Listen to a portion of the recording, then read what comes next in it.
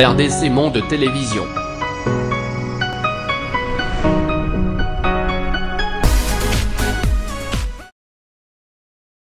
Il y a un cas grave signalé dans la prison centrale de Makala parmi Bato Bakangaki Bango pour un détournement des fonds alloués dans le programme il y a 100 jours, le chef de l'État. Il y a monsieur Jamal Sami, âgé de 82 ans, qui serait entre la vie et la mort. Image Bozomona, il y a image où et comme il le Tongo par rapport à l'état de santé, il y a monsieur ici Jamal Sami qui est un Libanais. Alors ce monsieur ici, il était soupçonné Yakoyi Bambongo d'avoir détourné des millions. Il y a Bambongo Zaki alloué dans le programme il y a 100 jours, il y a chef de l'État. Donc d'autres années ça pense que non. Azobe Laté, ils allaient façon où ils qui misaye pour dire qu'il y a gros bongo kozwa bongo soin na libanda mboka. Les autres aussi pensent que non, il est vraiment malade, vit son âge, vit aussi stress et à prison bloc bongo. Donc batebeli bazo kanisa que non. C'est monsieur si Azali penza maladie, mais les autres aussi relèvent que non, Azali malade. Alors, il n'y a pas nani tout ndimila, tout ndimila nani. On ne sait même pas sur tout ndimila nani pour éviter. Donc, est-ce que monsieur ici Jamal Aza maladie, toi Aza maladie, on ne sait même pas. C'est maintenant na bandego à prison, tout dirigeant à prison, chef à prison, payer sa population, tout justice, bécassement et solo. C'est l'état de santé, il y a monsieur ici en question. Alors, à part ça, le président Tshisekedi dit toujours dans la réunion, il y a conseil des ministres, c'est la qui bongo vendredi. Le président Tshisekedi demande au gouvernement de s'inspirer des pays voisins dans la lutte contre les coronavirus. Donc, le chef de l'État a demandé na ministre, plus précisément na ministre de la santé, a bongo côté la Likambouana. En tout cas, le chef de l'État, président Tshisekedi, a exhorté le gouvernement de la République à arrêter un dispositif efficace de contrôle et des modalités de prévention idoines à l'égard des passagers qui proviennent particulièrement des pays épidermiques. Félix Tshisekedi a évoqué l'exemple de la République du Congo qui a pris des mesures sanitaires spéciales justement pour lutter contre le coronavirus. Il a demandé au gouvernement de s'inspirer de ces mesures pour renforcer la disposition de prévention en RDC. En France, le coronavirus a déjà touché 613 personnes, dont 9 morts et 12 guérisons. À l'échelle africaine, l'Algérie est les pays les plus touchés avec 17 cas, suivi du Sénégal avec 4 cas et de l'Égypte 2 cas. Le Maroc, le Nigeria, la Tunisie, l'Afrique du Sud, le Cameroun et le Togo ont aussi enregistré leur tout premier cas depuis la déclaration de l'épidémie. En RDC, 4 Chinois ont été suspectés d'être atteints, soit d'être porteurs du virus, avaient été mis en quarantaine à Chikapa avant que les examens médicaux ne révèlent qu'il ne s'agit que du paludisme. Donc là, le chef de l'État, ils ont communiqué à Pesaki dans le gouvernement pour lutter aussi contre le coronavirus na katia mboka na biso. Tshisekedi fustige la sortie médiatique de Célestin Tunda au sujet de la visite à Makala du vice-ministre de la Justice. Donc, toujours dans le Conseil des ministres, le chef de l'État a interpellé le ministre de la Justice par rapport à sa dernière sortie médiatique. Pour rappel, le vice-ministre de la Justice, Bernard Takeishi Ngumbi, s'était rendu le 2 mars à la prison centrale de Makala pour visiter les chefs des Afrikas Samibeo et Office des routes détenus depuis peu dans cette maison carcérale suite au soupçon de détournement des millions de dollars alloués pour la construction d'abord des 7 moutons et des maisons préfabriquées à Kinshasa, plus précisément au camp Kokolo et au camp Tchatch. Alors, les cellules de communication du vice-premier ministre en charge de la justice avaient publié une mise au point précisant que Célestin Tunda n'avait mandaté personne pour effectuer cette visite à Makala.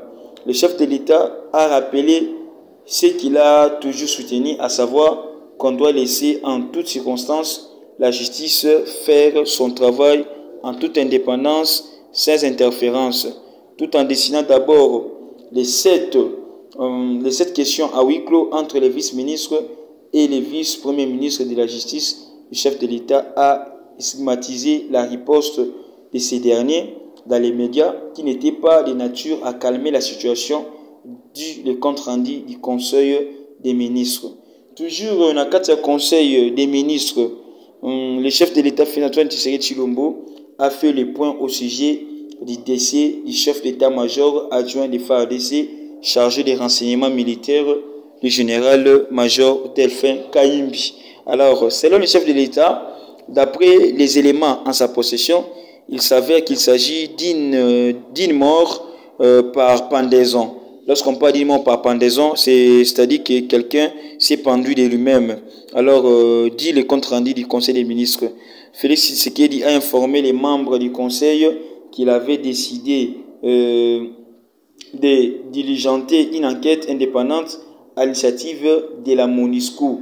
En tout état de cause, le vœu du chef de l'État est que toutes ces enquêtes se terminent rapidement afin de soulager la famille éplorée, dit le compte rendu de la réunion gouvernementale.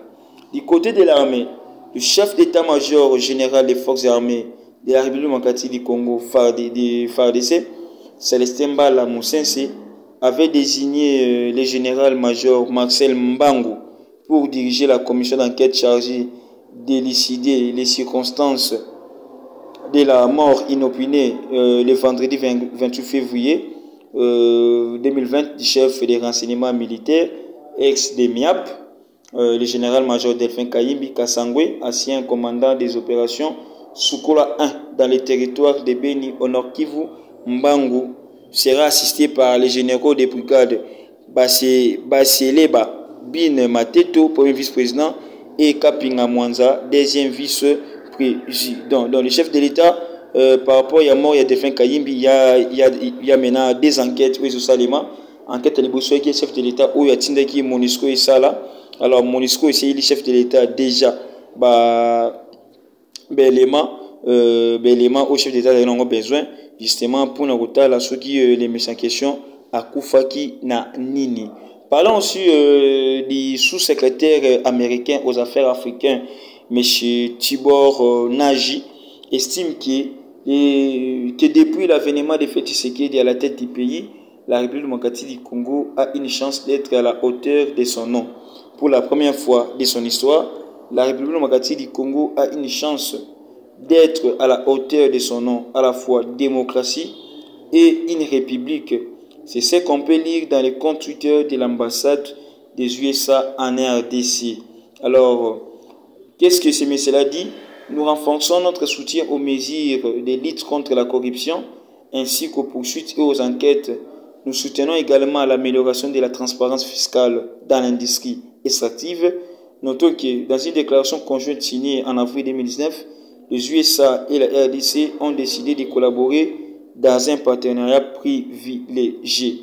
Ce même partenariat a fait l'objet de la rencontre entre Félix Tshisekedi et Mike Pompeo ce mardi 3 mars 2020 au département d'État, ici à Washington. Cette rencontre leur a permis à examiner d'abord les possibilités à mettre en place pour continuer à soutenir l'agenda politique du changement dit prôné par le chef de l'État, Félix Antoine Tshisekedi Tshilombo.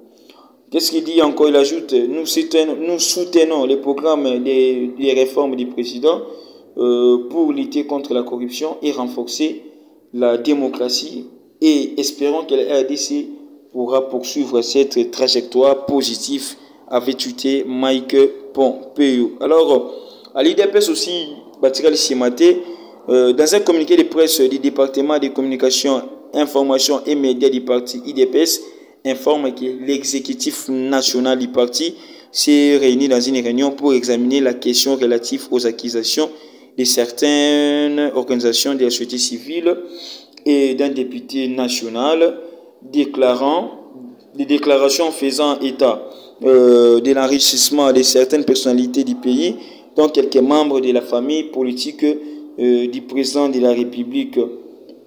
Alors, au regard de la gravité de ces accusations, la présidente du parti rappelle à l'opinion tant nationale qu'internationale que les combats de l'IDPS Tshisekedi se fondent sur des valeurs de la bonne gouvernance et du respect de l'état des droits et qu'à ce titre, elle n'a saurait accepter qu'un individu ou groupe d'individus ternisse l'image du parti et celle du président de la République dans le seul but de détourner l'attention du peuple congolais de ces nobles combats. Peut-on lire dans ce communiqué de presse signé par Simon Kalenga, le secrétaire national chef du département de communication. Alors, pour ce, le parti a mis en place une commission ad hoc chargée de recevoir et d'examiner les éléments de preuve qui détiendraient les auteurs des accusations afin de clarifier cette situation. Rappelons que le 29 février dernier, l'ancien candidat à la présidentielle de décembre 2018, Pierre-Honoré Kazadi Ngoube, avait dénoncé le pillage des minéraux dans les Grands Katanga au sud-est du pays par la famille du chef de l'État, Félix Antoine Tshisekedi Tshilombo. Les évêques catholiques ont aussi dénoncé l'enrichissement illicite des animateurs du nouveau régime et la persistance de la corruption dans les fiefs des dirigeants qui, pourtant, sont appelés à combattre ces maux qui gangrènent la nation congolaise. Merci beaucoup à vous tous qui nous ont suivis de partout. Merci pour la fidélité. Merci encore pour s'abonner massivement sur RDC Monde TV, votre chaîne d'information, votre chaîne d'actualité. J'aime la présentation.